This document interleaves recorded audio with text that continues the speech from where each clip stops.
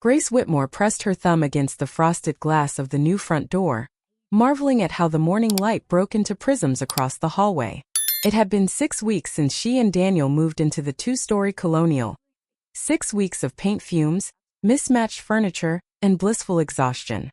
The mortgage paperwork sat sealed in a neat blue folder atop the kitchen counter, a quiet monument to their shared future.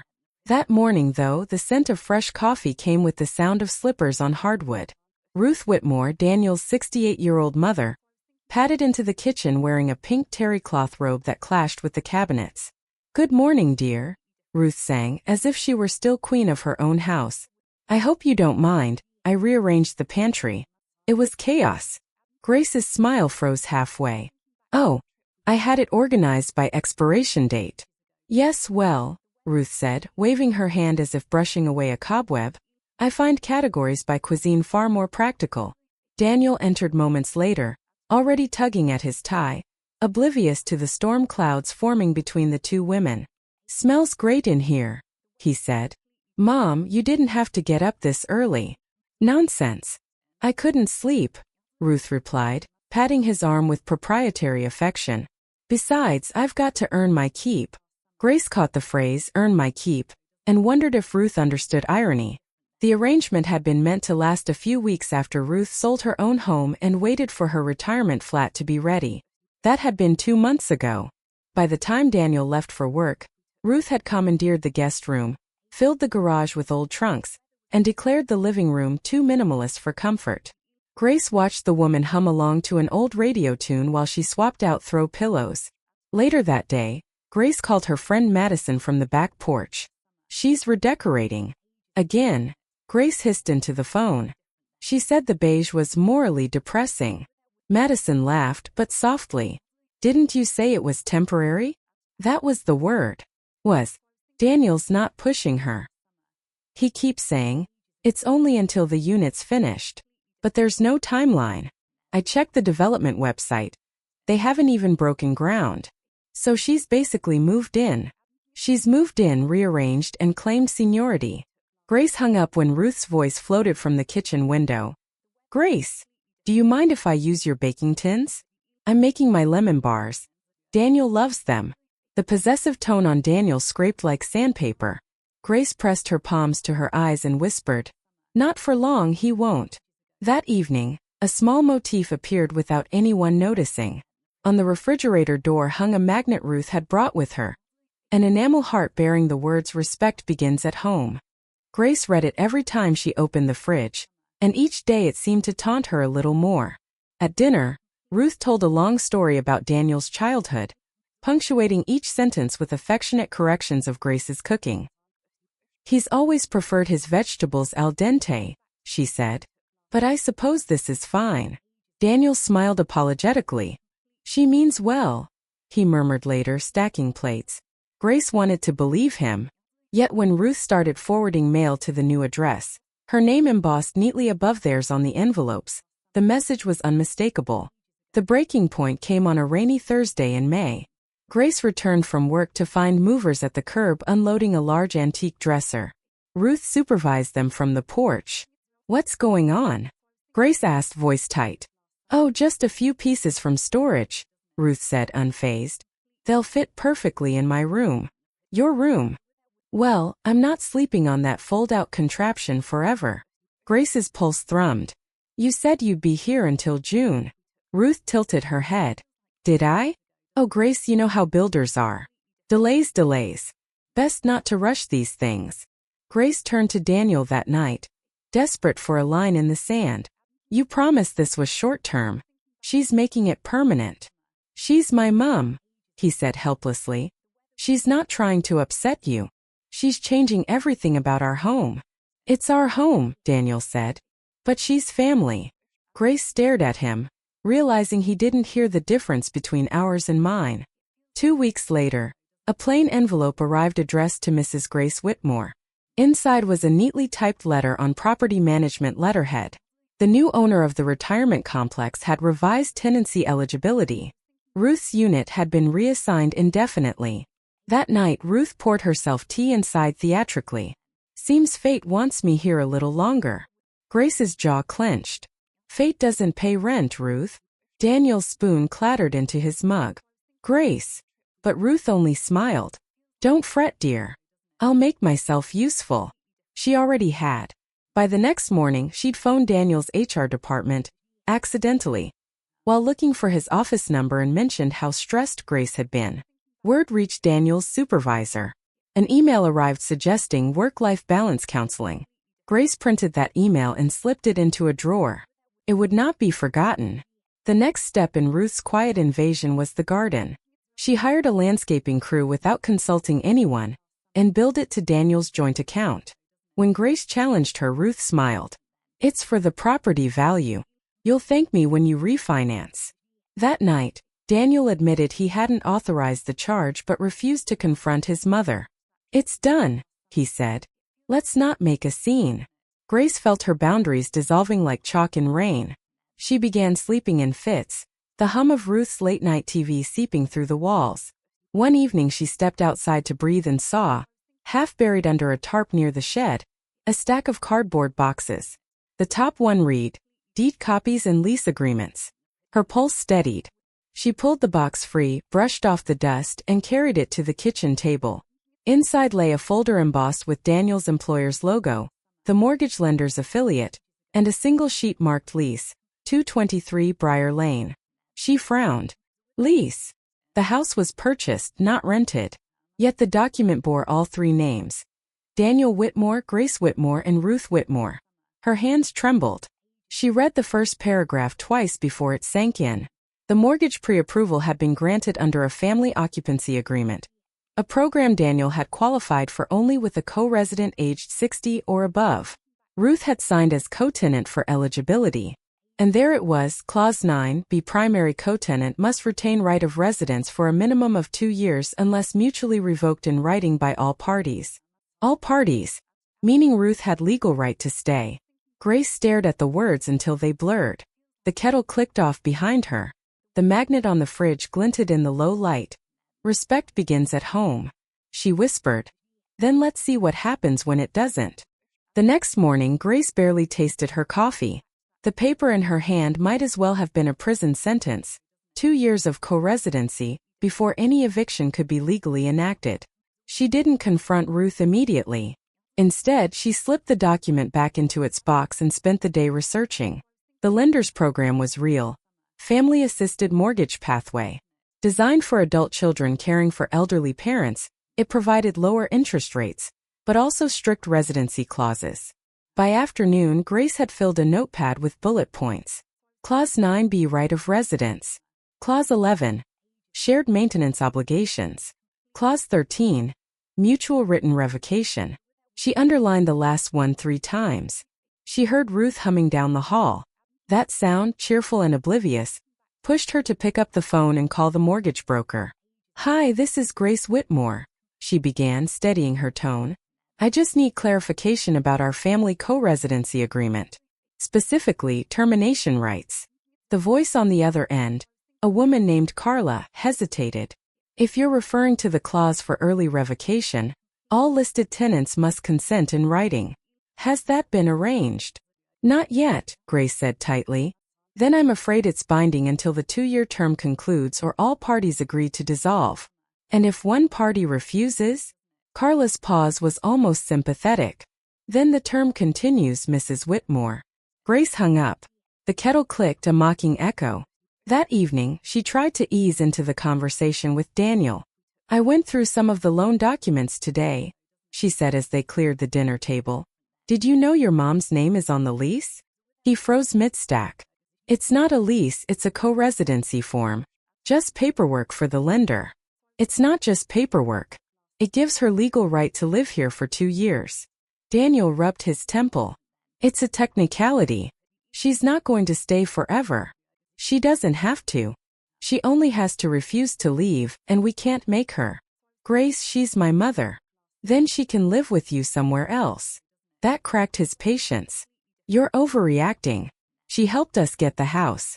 Without her, we wouldn't be here. Grace stepped back, stung.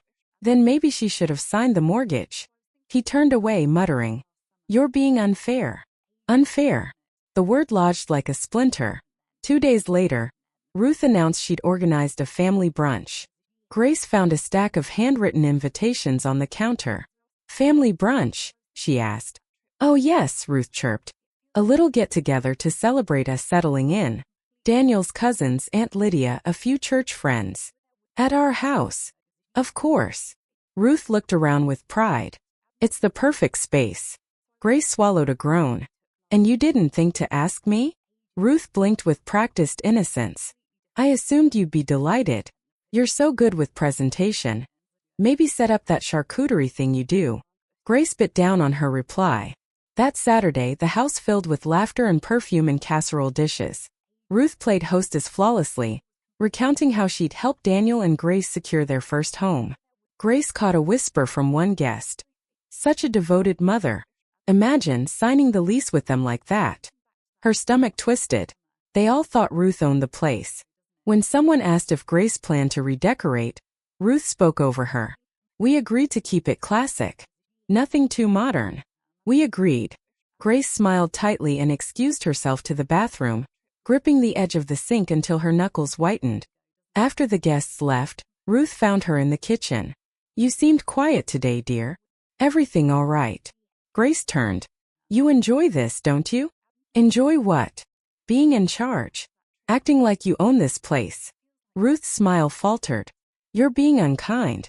I've done nothing but help. You've taken over my life." Ruth's tone softened, almost pitying. "You'll thank me when you're older. Homes need structure, Grace. You're still learning." Grace's voice shook. "This isn't structure. It's control." Ruth's eyes glinted. "You sound ungrateful." And with that, she left the room humming again. Grace stared at the half-empty wine glass on the counter, then at the magnet on the fridge. Respect begins at home. She ripped it off and threw it into the sink. It clattered but didn't break. That night she texted Madison. "She's legally protected. I can't evict her." Madison replied instantly. "There's always a loophole. Check her contribution clause." Grace blinked. "Contribution clause?" She retrieved the document again, scanning until her eyes found Clause 11. "A maintenance and utilities shall be shared proportionally as agreed in writing, with evidence of payment retained for record." Evidence of payment. Grace realized she'd never seen Ruth pay for anything. Not utilities, not groceries, not even her endless floral arrangements. A spark flickered. "If she's violating the clause," she murmured, "maybe there's a way." She began collecting receipts, electric bills, gas statements, grocery orders, all in her name. Each one became a quiet act of rebellion, stacked neatly in a labeled envelope. Evidence, contributions, nil. Her first attempt came a week later. Ruth sat in the living room, knitting something pink and lumpy. Grace placed a folder on the coffee table. "Ruth, can we discuss the household expenses?" Ruth didn't look up. "Of course, dear. What about them? You haven't contributed since you moved in. The agreement says." Ruth raised a hand. "Oh, that. It's more of a formality. Daniel handles the bills. But you're listed as co-tenant. You're required to pay your share." Ruth's knitting needles clicked. "I provide childcare, cooking, cleaning. You don't have children to watch. And I clean." Ruth smiled. "Then perhaps my contribution is emotional labor." Grace's voice went flat. "That's not on the contract." The older woman finally met her gaze. "Grace, you should be careful tossing around words like contract. Makes you sound adversarial." Grace gathered the papers silently. As she turned to leave, Ruth added sweetly, "Daniel doesn't like conflict. You wouldn't want him choosing sides." That night, Grace found a note on her pillow in looping cursive. "Let's try to get along for Daniel's sake." A small heart punctuated the end. Grace folded it once and slipped it into her evidence envelope. Her next step would require subtlety. She contacted the property office anonymously, posing as a tenant seeking clarification about compliance breaches. The officer, Mr. Riley, explained gently, "If a co-tenant fails to meet written contribution requirements, the contract may be subject to review. Documentation is essential." Grace thanked him, her mind racing. Review, a thin crack in the wall. But when she told Daniel, he paled. "You called the property office?" "Behind my back. I needed to understand our rights." You're making this worse. You're turning it into a war. Grace held his gaze. Then maybe war's what it takes to get my home back. The next morning Ruth made pancakes and hummed louder than ever. Grace ate in silence, already forming her next move. Find proof Ruth had never paid a cent, and show Daniel what the law really said. Only later would she learn that Ruth had already gone to the HOA meeting that week, introducing herself as the primary resident. And she'd signed something there. Something Grace hadn't seen yet. Next part teaser. Grace discovers her mother-in-law's signature has already reshaped the neighborhood's rules, and her own rights within them. Rain slicked the asphalt of Briar Lane the following Monday morning. Grace had just stepped outside with the recycling bin when her neighbor Jill Ferris called from across the fence. "Morning, Grace. Didn't see you at the HOA meeting last week." Grace blinked. "There was a meeting?" "Oh yeah, big one. They changed the occupancy roster. Ruth presented something. You must have known." A chill crept down Grace's spine. "Ruth? Presented what?" Jill hesitated. "Oh, I thought she cleared it with you. Something about homeowner representation. Said Daniel travels a lot, and she'd be the contact for the property." Grace froze. "She said that?" "Yeah. Everyone seemed fine with it. She even brought lemon bars." Grace forced a brittle laugh, then wheeled the bin back inside. Her pulse thundered. If Ruth had made herself the official representative, every HOA notice, bill, or complaint could bypass Grace entirely. She needed to see those minutes. Inside, Ruth sat at the breakfast table reading a glossy newsletter, the Briar Lane Bulletin. Her tone was syrupy when she said, "Good morning, dear. Don't forget, trash day's early this week." Grace eyed the newsletter. "HO meeting went well?" "Oh, it was lovely," Ruth said, folding the paper. "Such a nice community. They even asked if I'd consider joining the beautification subcommittee." Grace crossed her arms. "Did you sign anything?" Ruth's eyes twinkled. "Just attendance." "Why?" Grace didn't answer. Instead, she made a silent vow. "Find that signature. Proof she's lying." She waited until Ruth left for her morning walk, then slipped into her office. On Ruth's desk sat a small wicker file box labeled household papers. Inside were letters, receipts, and a neatly clipped set of meeting minutes. Grace scanned the top sheet. There it was. Motion 4.2. Designate primary resident for Lot 34, Whitmore Residence. Approved unanimously. Signed, Ruth Whitmore, primary resident representative. Grace's throat went dry. She made herself the contact for the entire property. That meant HOA correspondence, fees, maintenance warnings, even violations would be sent to Ruth. And any issue that went unpaid could be held against the homeowners collectively. Ruth had inserted herself not just into the house, but into its governance. When Daniel came home that evening, Grace handed him the printed minutes. "Do you see this?" she demanded. He read slowly, brow furrowing. "She just volunteered to help out. It's not a big deal." "Not a big deal?" "She's listed as the primary resident. That means the HOA recognizes her as the household head." Daniel exhaled. "You're twisting it. She probably didn't mean it that way. Intent doesn't matter, signatures do." He dropped the paper on the table.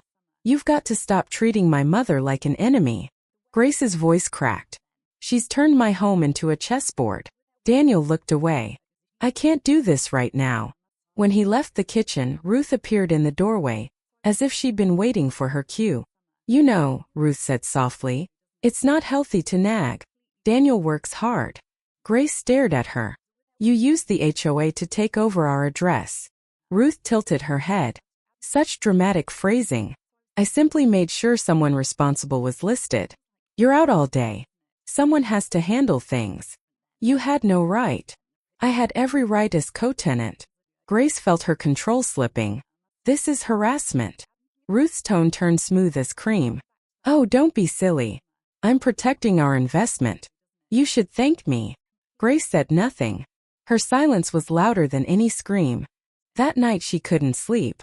The magnet on the fridge was gone, she'd thrown it weeks ago, yet she still felt its message hanging in the air. Respect begins at home. She opened her laptop and began researching homeowners association bylaws. According to Massachusetts property statutes, any resident listed as primary contact could authorize minor property changes, landscaping, exterior paint, even parking permissions. But major financial obligations still required homeowner consent. She thought back to the landscaping bill Ruth had charged to Daniel's account. If she'd authorized it as primary resident, that could be an improper expense. Grace clicked through the HOA website until she found a link. Contact the secretary for official records. She sent a polite request. Please forward a scanned copy of the sign motion for Lot 34, Whitmore Residence. Then she waited. 2 days later, an email arrived from Nancy Holtz, HO secretary. Dear Mrs. Whitmore, attached are the signed minutes from last Thursday's meeting. Motion 4.2 was approved by all present. Please note that Mrs. Ruth Whitmore also submitted the annual fee payment by check that evening. Grace opened the PDF. The scanned signature jumped out, an elegant loop under Ruth Whitmore, primary resident representative. She checked the footnote. Payment received, $350 annual dues. Check number 2728. Grace frowned. Ruth had written the check, but from which account? If Ruth had used Daniel's joint account without permission, that was another leverage point. She rifled through their online statements and there it was. Check number 2728, cleared 2 days ago, with the memo HOA annual dues. Grace printed everything and added it to her evidence envelope. The pile was growing thicker, each sheet a silent testimony. That evening as dinner simmered, Ruth waltzed in humming. I heard from the HOA they loved the lemon bars. Oh, and I'm on the beautification committee now. Isn't that sweet? Grace set down her spoon. You used Daniel's account to pay HOA fees. Ruth blinked innocently. Well, it's a shared home. You didn't ask. Why would I? It benefits all of us. Grace's tone hardened. Stop acting like this is your house. Ruth's smile barely moved. Maybe I simply take better care of it. Something in Grace snapped. You're manipulating him. You've inserted yourself into everything. You've stolen our address. Grace, Ruth said quietly, when you start using words like stolen it sounds unwell. Grace's jaw dropped. Excuse me. I worry about you. The stress. The anger. Daniel mentioned you've been on edge. For a moment the world tilted. Grace realized what Ruth was building. A narrative of instability. If push came to shove, Daniel might believe her. She retreated upstairs, trembling. On her bedside table lay the blue mortgage folder. She flipped through every document until she found the notarized co-tenancy form. At the bottom corner, beside Ruth's signature, was a small reference. Doc ID. R223LS/Reverend C. Subject to compliance audit. Compliance audit. That phrase sparked something. Maybe the lender could intervene, if a violation existed. Grace called the customer support line again, this time asking for documentation review. The representative transferred her to a compliance officer named Mr. Keller. He listened patiently as she explained Ruth's non-payment of expenses and unauthorized use of funds. I can't disclose details about internal audits, he said. But if you submit written evidence, we're obligated to review under consumer protection rules. So there's a process? Yes. And if irregularities are found, the co-residency agreement could be amended. Grace thanked him. Her fingers tingled. Finally, a potential route out. She assembled everything. Receipts, screenshots, HOA payment proof, the email from Nancy Holtz. Each item slid into a manila envelope labeled Compliance Submission, Whitmore Property. When Daniel came home, she showed him the sealed envelope. I'm filing this with the lender, she said calmly. If they confirm she's violating terms, they can remove her from the lease. Daniel looked horrified. You're escalating this? Grace, it's my mother. She's breaking the rules. She's just trying to help. Grace's voice cracked. By making me a stranger in my own home? He rubbed his forehead. You're making me choose. Maybe it's time you did. He stared at her for a long moment, then walked out of the room. Grace held the envelope, trembling but resolute. The house creaked around her, a chorus of quiet judgment. She whispered, Respect begins at home, Ruth, and ends here. She didn't know Ruth had overheard from the hallway. And Ruth had her own envelope, one she'd soon deliver first. It was the first Thursday of June when the letter arrived, crisp and official, stamped with the embossed seal of the Briar Lane Homeowners Association. Grace found it in the post while Ruth hummed in the kitchen.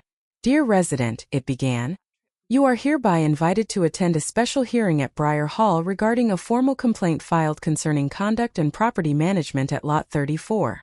Grace blinked twice, reading the line again. Formal complaint. At the bottom, 2 signatures. Ruth Whitmore, complainant, and Nancy Holtz, HOA secretary. Grace's pulse quickened. She scanned further. Allegations. Repeated hostility toward co-resident, violation of cooperative agreement spirit, unsafe handling of household finances, and interference with community representation. Her hands trembled. Ruth had beaten her to it. That evening, she confronted Daniel in the living room. "She filed a complaint against me," Grace said, voice shaking. He looked up from his laptop, startled. "What? That can't be right. She accused me of hostility and mismanaging funds. The hearing's next week." He rubbed his forehead. "Mom probably misunderstood something. I'll talk to her." Grace gave a bitter laugh. "Talk to her? Daniel, she planned this. It's retaliation. You don't know that." "I do. She heard me preparing the compliance file." Daniel sighed. "I'll sort it out." But she saw hesitation in his eyes, the flicker of someone unsure which side was safer to stand on. For the next few days, Grace felt the shift in the air. Neighbors who once waved now smiled too politely. Jill Ferris's chatter stopped mid-driveway when Ruth approached. At the supermarket, an acquaintance from the HOA murmured, "Hope things calm down soon, dear. It's awful when tensions spill into the community." Grace barely nodded. She felt the invisible network tightening. Ruth's charm weaving sympathy. Back home, Ruth kept up her performance. "I'm worried about you, Grace," she said one morning over toast. "You've been distant. Maybe you should rest before the meeting. I don't want you saying something you'll regret." Grace set down her mug. "Stop pretending you care." "I do care. That's why I filed the complaint, to get help before things worsen." "Help?" "Yes. The HOA might mediate. You'll see, it'll clear the air." Grace's voice dropped. "You've poisoned it already." Ruth only smiled. "I simply told the truth." Grace decided to prepare her own defense. She gathered every piece of evidence, receipts, the compliance letter, the HOA payment records. She even drafted a concise statement. "I have been cooperative, financially transparent, and subjected to manipulation under the guise of familial concern." She rehearsed it late into the night. Daniel hovered at the doorway.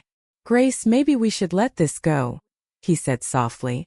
"Let it go? She's trying to brand me unstable. She's old. Maybe she feels cornered.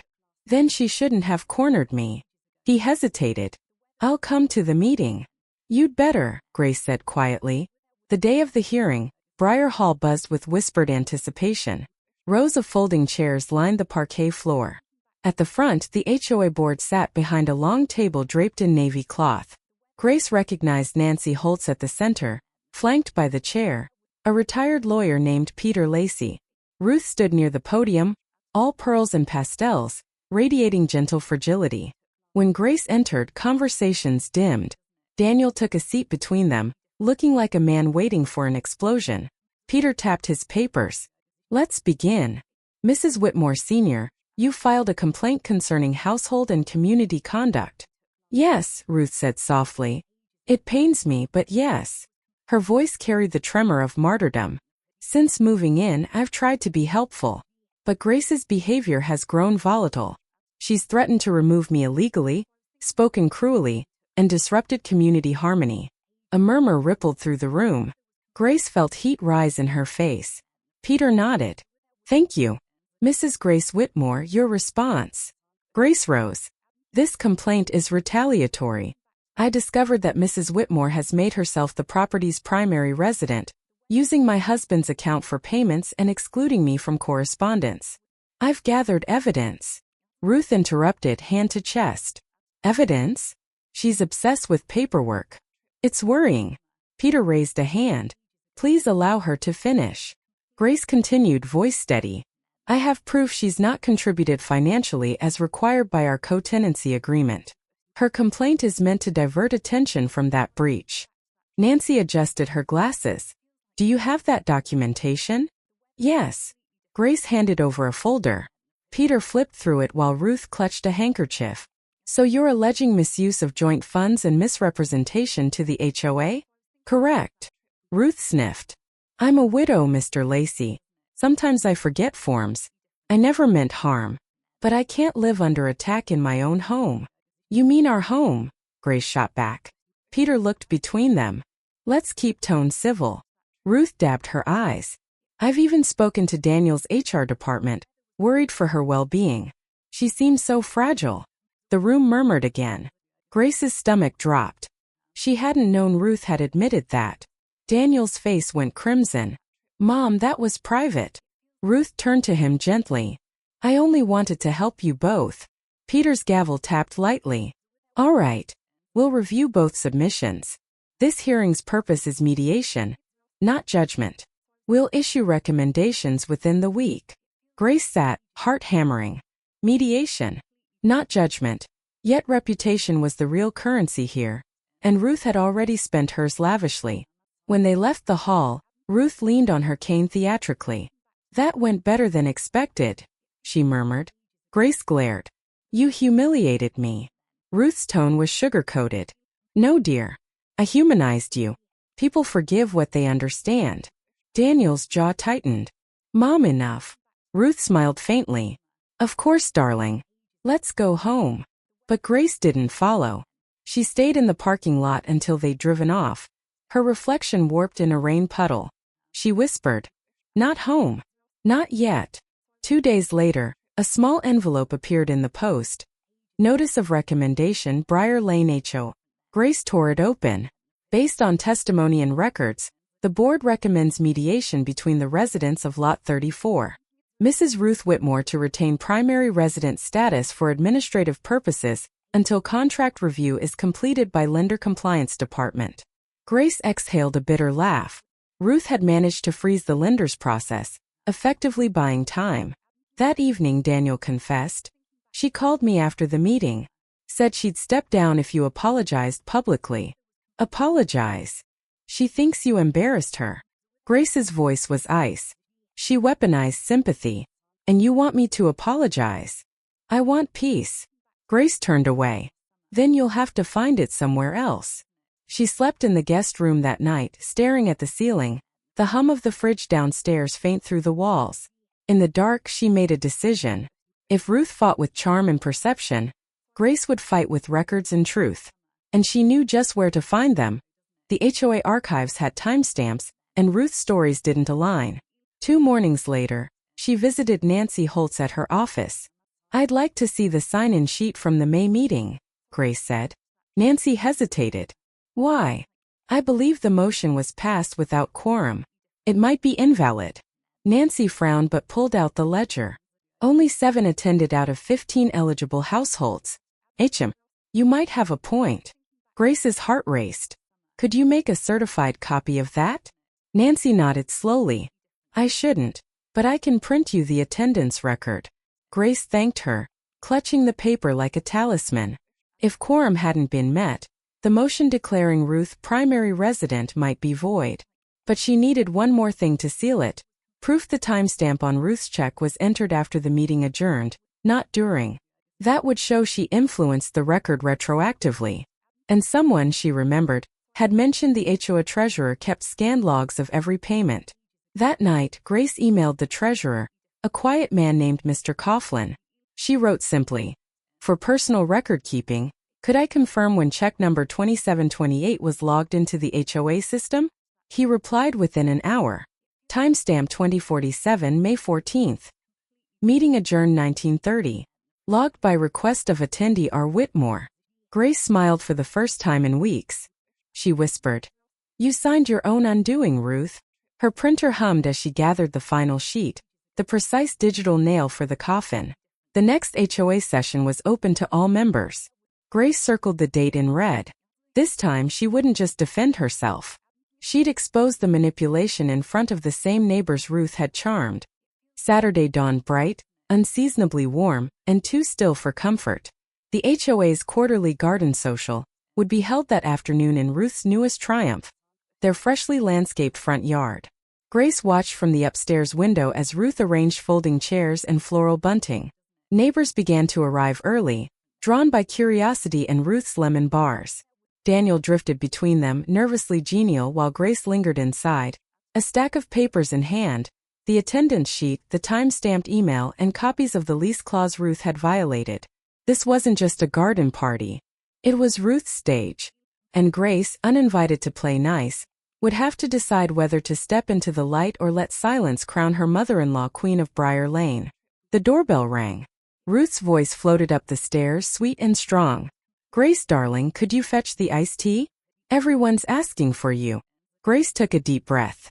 Her reflection in the hallway mirror looked calm, but she could feel her pulse in her wrists. When she stepped outside, conversations paused. Ruth clasped her hands theatrically. "There she is. My lovely daughter-in-law, and the best cook on Briar Lane." Laughter rippled. Grace smiled tightly. Daniel tried to catch her eye, silently pleading, "Just get through this." She poured iced tea, murmured pleasantries, and waited for the right moment. When Peter Lacey, the HOA chair, raised his glass for a toast, Ruth beat him to it. "Before we begin," Ruth said, her tone honey-thick, "I just want to thank everyone for their kindness during this tricky time. Daniel and Grace have been so patient with me, and I'm grateful for this community's support while we sort things out." Grace froze mid-pour. The murmurs began. Ruth's eyes met hers, glinting like polished glass. This was the trap, public sympathy wrapped in vulnerability. Grace felt something inside her harden. "Actually," she said, setting the jug down, "since everyone's here, it might be a good time to clarify a few things." Daniel's voice cracked. "Grace." She stepped forward, the papers trembling only slightly in her hand. The HOA minutes from May were signed without quorum. Only 7 of 15 households were present, not enough to pass any motion, let alone one designating a primary resident. The crowd hushed. Ruth blinked, then forced a laugh. "Oh, darling, no one cares about the technicalities. They matter when they give someone authority they didn't earn." Grace held up the attendance sheet. "And according to Mr. Coughlin, your payment was logged an hour after adjournment. That means the record was altered retroactively. By you." Gasps scattered like sparks. Ruth's composure faltered just for a heartbeat. Then she smiled again, perfectly serene. "You've misunderstood. I stayed late to help the treasurer tidy up. It was innocent." Grace turned to Peter Lacey, who had risen from his chair. "Mr. Lacey, I have written confirmation from the treasurer. The timestamp proves it. The motion isn't valid." Peter accepted the papers, scanning them carefully. Ruth adjusted her cardigan. "Really, must we drag everyone into this? Grace has been under strain. Daniel, perhaps she needs rest." "Stop it." Grace snapped. "Stop pretending I'm the problem because I refuse to let you rewrite reality." The crowd went still. A bee buzzed near the lemonade jug, the only sound in the silence. Daniel stepped forward, eyes darting between them. "Let's calm down. Mom, maybe we should." Ruth's voice sharpened. "Daniel, please. She's embarrassing herself." Grace felt heat crawl up her neck. "No. You've embarrassed me for months. You lied to the HOA, used our account without permission, and pretended to be the head of this house." Ruth clutched her chest. "How dare you speak to me like that?" Peter raised a hand. "Enough. Let's take this civilly. We'll review these documents in session and—" But Ruth cut in, voice breaking. "She's unstable, Peter. Look at her. She's shaking." Grace's hand did tremble, with anger, not fear, but the image was enough. She saw sympathy bloom around Ruth like invisible perfume. Daniel grabbed her elbow. "Please, Grace. Let's go inside." "No," she shook him off. "I won't hide in my own house." Ruth whispered just loud enough for those nearby to hear. "I never wanted this public." Grace took one steadying breath. "You wanted the stage, Ruth. Here it is." Then she turned to Peter again. "You'll find all supporting evidence in that folder. And you'll also find receipts proving she's paid none of her required expenses since moving in. Clause 11 makes that a breach." Peter nodded slowly, clearly unsettled. "We'll verify the records and consult with the lender." Ruth said nothing. Her silence was calculation. Grace left the yard under a sky so bright it hurt to look at, the whispers chasing her all the way to the door. Inside, she collapsed onto the couch. Daniel followed, face pale. "What were you thinking?" he said, voice low. "I was thinking it's time the truth saw daylight. You humiliated her. She's been humiliating me for months." He rubbed his eyes. "You don't understand. She's fragile." Fragile. Grace laughed bitterly. "She's a strategist with pearls. And she's winning because you keep letting her." Daniel's shoulders sagged. "I just wanted peace." Grace looked at him for a long moment. "You can't build peace on lies." She stood and went upstairs, locking the door behind her for the first time. Later that evening, Grace sat on the bed, scrolling through her phone. A notification popped up. Briar Lane Residents Group Chat. 47 new messages. Curiosity overrode dread. She opened it. The thread was buzzing with speculation. "Poor Ruth. Must be awful living with someone so high-strung. I heard she tried to evict her own mother-in-law. No wonder Daniel looks exhausted." And then Jill Ferris. "Honestly, I like Grace, but she's been distant lately. Maybe Ruth's right. Some people just aren't cut out for close families." Grace's throat closed. Her public reputation shredded. She dropped the phone and pressed her palms against her eyes until she saw sparks. Then a quiet sound from downstairs, drawers opening. She tiptoed to the banister and looked down. Ruth, calm as ever, was sorting the post and slipping something into her handbag. A blue envelope. The one marked compliance submission, Whitmore property. Grace's breath caught. She crept down the stairs. "What are you doing with that?" Ruth froze, then turned slowly. "Oh, I was just tidying. You took my submission. I wanted to make sure it didn't cause trouble for Daniel. You've been so impulsive lately." Grace stepped closer. "Give it back." Ruth tucked it deeper into her bag. "You should rest. I'll handle this." "I said give it back." Ruth's smile thinned. "Don't raise your voice, dear. People already think you're unstable." Grace's fingers twitched, every instinct screaming. She forced herself to breathe. "If you send that, you'll regret it." Ruth's eyes gleamed. "I already have. Mailed it this morning. With my own statement attached." Grace felt the floor tilt beneath her. "What did you send?" "Oh, just a letter explaining that you've been under strain, questioning documents, acting erratically. They'll understand." Grace's voice was a whisper. "You're trying to get me disqualified from my own mortgage." Ruth's reply was chillingly calm. "I'm protecting what's best for Daniel." Grace turned away before she could say something she'd regret. Upstairs, she locked her door again and stared at the ceiling, the air thick with betrayal. She realized something crucial then. Ruth didn't fear exposure. She thrived on the reaction. What Ruth wouldn't expect was silence. A quiet countermove. Grace texted Madison. "Need legal consultation. Off record. Family lease issue. Urgent." Madison replied instantly. "I'll connect you with my cousin. Property lawyer. Discreet." Within hours, Grace had a name. Clara Evans Eskew. Grace typed. "I have a family co-tenancy with fraud and possible elder manipulation angles. Can we talk Monday?" Clara responded. "Bring everything. I like tidy paper trails." Grace smiled faintly. She had that in abundance. 2 days later, as Ruth basked in neighborless sympathy and Daniel retreated into uneasy silence, Grace met Clara at a coffee shop downtown. Clara was brisk, sharp-eyed, and unflinching. "All right," she said, flipping through the stack of papers. "Here's the thing. Clause 9b protects co-residency, but Clause 11a is enforceable. If she hasn't contributed financially, that's breach of contract. The lender can remove her retroactively." Grace leaned forward. "Even with the complaint she filed?" "Especially with that. It shows she acknowledges residency. That strengthens your case. And if she's misrepresented herself to the HOA, that's document fraud. I'd file for audit under state consumer protection." Grace exhaled slowly. "I can do that." "Good. But one warning." Clara met her eyes. "People like this, they don't stop.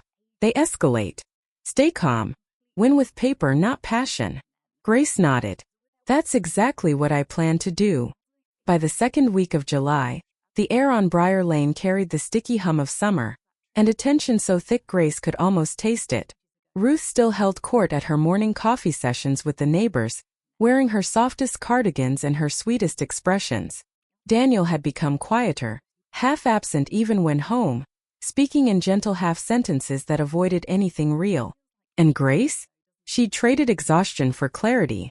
Every day she added to her files, notarized copies, email trails, annotated lease clauses, Ruth's own written contradictions. She felt less like a victim now and more like someone waiting for the gears of justice to click into place.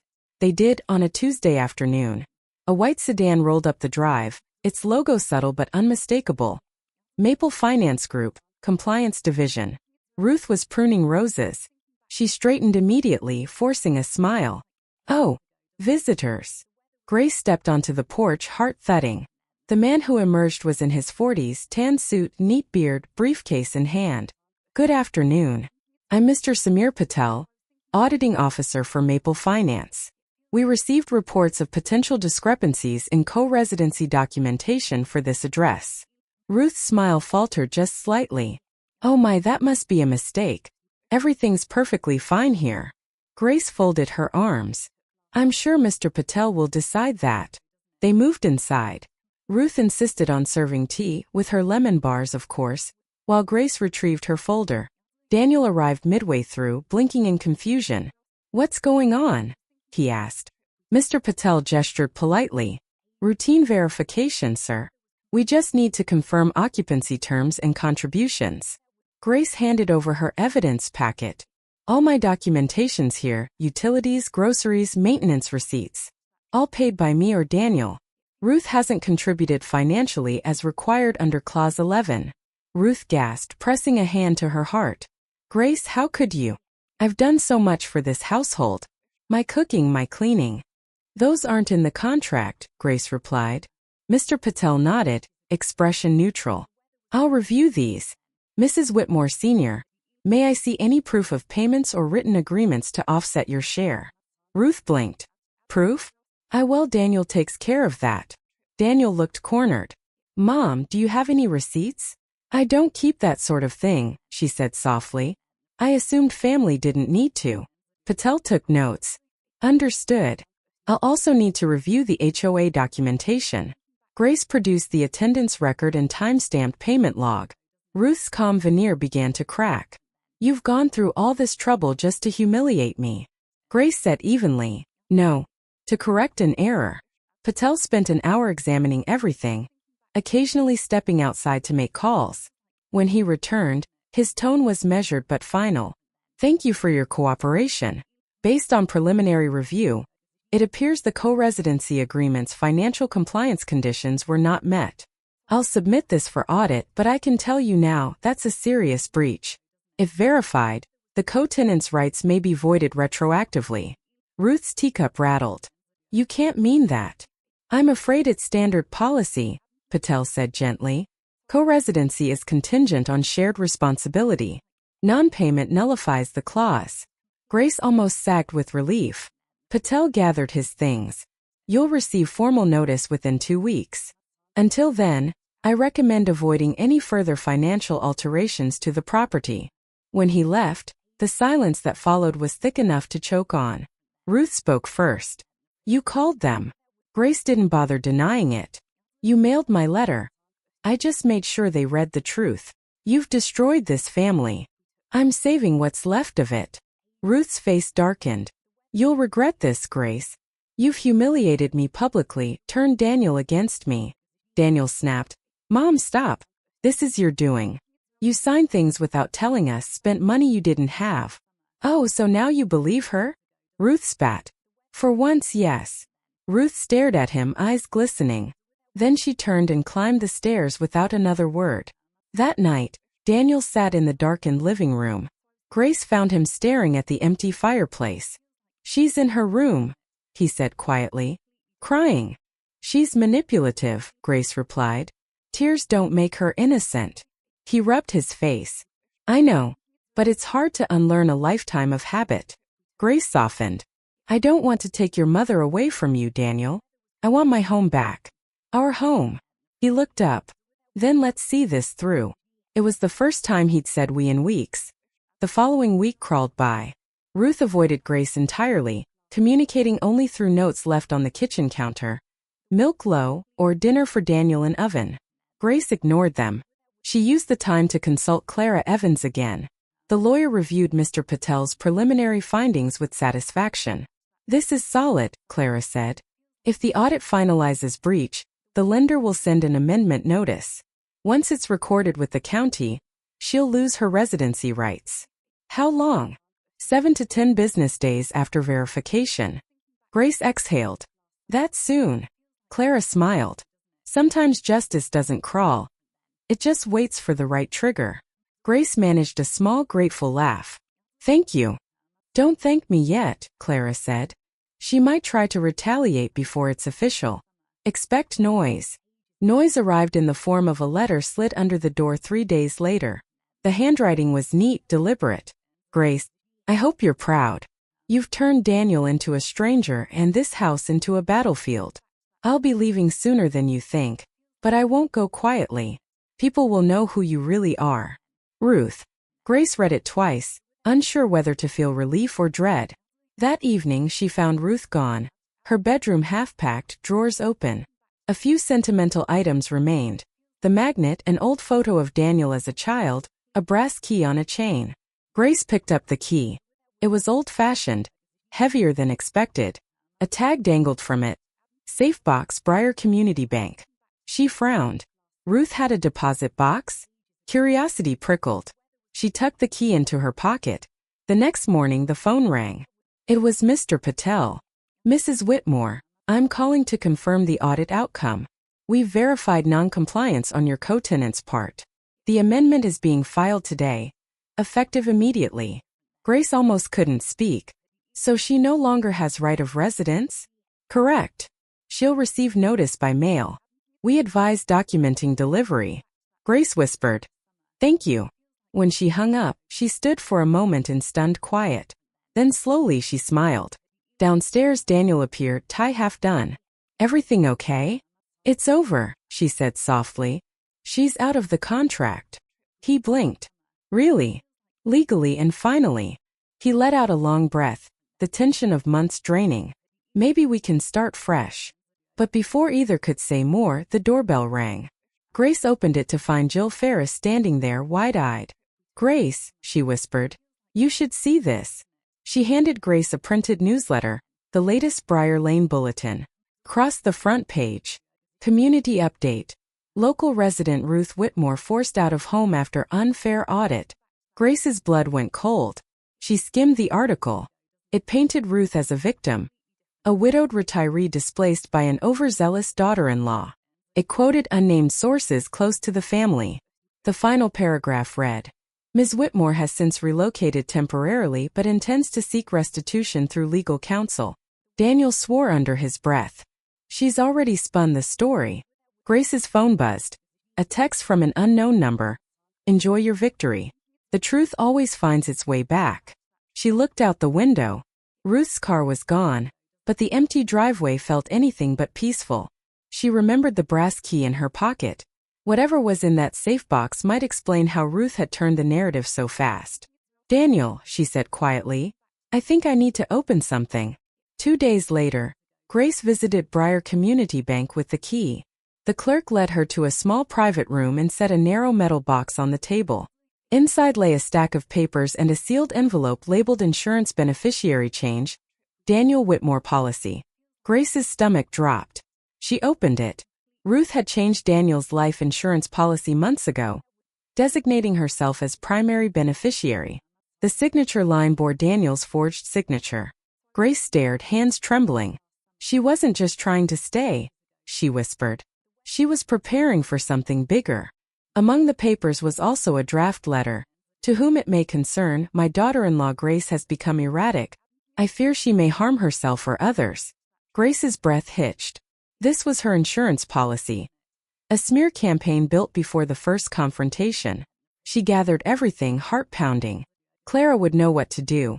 And this time Ruth wouldn't just lose the house. That night, Grace placed the papers on the kitchen table and waited for Daniel. When he walked in, she slid the folder toward him. He read silently, eyes widening with each page. She forged my signature, he said hoarsely. She planned this. Yes.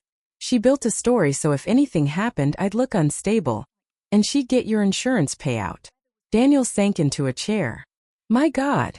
Grace touched his hand. We're done living by her rules. Tomorrow we go to Clara. Together. Outside, thunder rolled in the distance. The first drops of rain hit the window soft and steady. Inside, Grace finally felt something she hadn't in months. Alignment. The storm was coming, but this time she was ready to stand in it. The community hall smelled faintly of lemon polish and tension. Rows of folding chairs faced a long oak table where the Briar Lane Association gathered once again. But this time, representatives from Maple Finance Group and a local notary were present.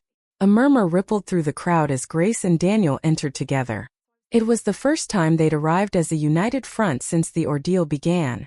At the far end of the room, Ruth sat primly, pearls gleaming, her lawyer beside her. A smooth-talking man named Harold Fitch. The neighbors whispered. They'd all seen the newsletter, the one Ruth had used to recast herself as the victim. But today would be different. Grace had come armed with evidence that could shatter the illusion once and for all.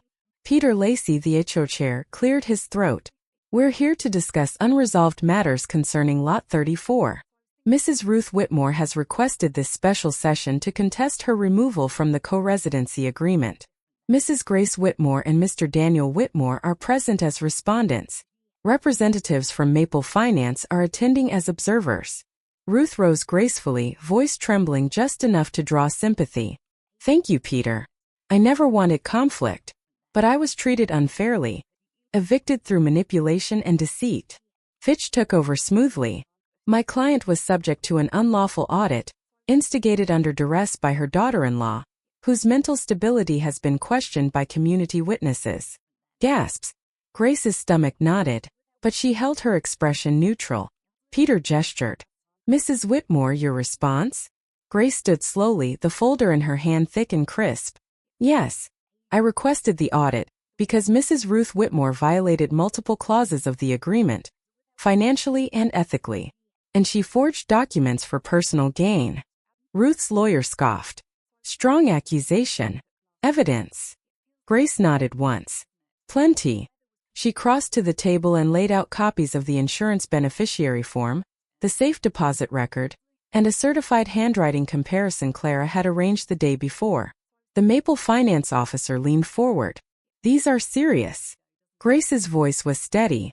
The signature on Daniel's insurance form was forged. My husband never signed it. We had the handwriting analyzed by a notary-certified examiner. This, she tapped the report, is proof. Fitch frowned, scanning the paper. Circumstantial. Clara Evans, standing behind Grace as her counsel, spoke calmly. Not at all. The notary verified both original signatures from prior documents. The discrepancy is statistically conclusive. The room went quiet except for the hum of the ceiling fan. Ruth's composure flickered. That's nonsense. I only filled out a draft form. Grace interrupted softly. A draft with a forged signature?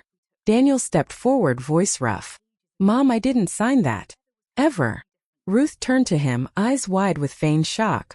You must have forgotten. No, his voice hardened. You forged it. The crowd murmured again, louder now. Fitch tried to regain control. Even if a mistake occurred, that doesn't affect my client's residency rights. The Maple Finance officer stood. Actually, it does. Fraudulent documentation associated with property or insurance can void the lender's family assistance program entirely. We're here to record that acknowledgement. Peter Lacey cleared his throat. Then it seems this matter extends beyond HO jurisdiction. Clara stepped forward. Indeed.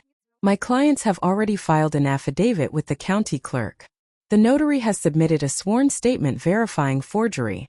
We're here only to present transparency to the community, the same community Mrs. Whitmore manipulated. A gasp rippled through the crowd again, this time less sympathetic, more stunned. Ruth's color drained. You can't do this to me. Grace's tone was measured. I'm not doing anything to you. I'm undoing what you did. Peter looked almost sorry when he said, Mrs. Ruth Whitmore, given the evidence, The association rescinds your prior designation as primary resident and strikes your complaint from record. Further action lies with the legal authorities. Ruth's mouth opened, then closed. You're taking her side? Peter's side.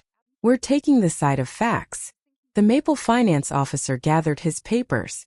A notice of rescission will be mailed this week.